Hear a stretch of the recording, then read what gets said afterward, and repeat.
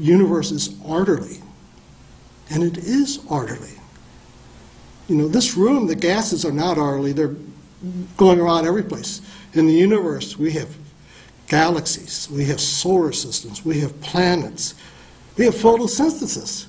What an orderly process. So, the world is an orderly place. It's hard to imagine that there's not some design about. But even with the church's teaching right now, they don't care. They don't care if they're not saying that God had to step in to create eyes, and God had to step in to create the photosynthesis, or even the planets or the motion. As far as they're concerned, if that's the way it is, if that's what science tells us, that's okay with them, because the church knows who created all these things and who made the laws of physics such as this would happen at this eventually in time. So the church concerns itself with God, and how it got there is incidental. And if they take the other approach, we have to remember that if you try to make Scripture match up to science, you're going to run into trouble, because science changes. In the late 1800s, or starting with Isaac Newton, and he made these equations of motion.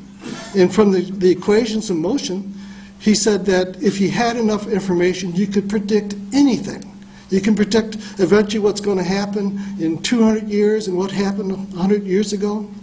This is called determinism. And this said that there is no free will, because physics causes all these things to happen. Well, it turns out it's not true. The Newton's laws of motion only work in a very narrow range. We have something called quantum theory. We have theory of relativity. Time is not constant. 1 hour for me is not the same as 1 hour for someone traveling near the speed of light. You know, so if you force Scripture to match the science of the day, you're going to have to backtrack. Remember, scientists thought the earth was flat. You know, if you force Scripture to make the earth flat, well, that's a mistake.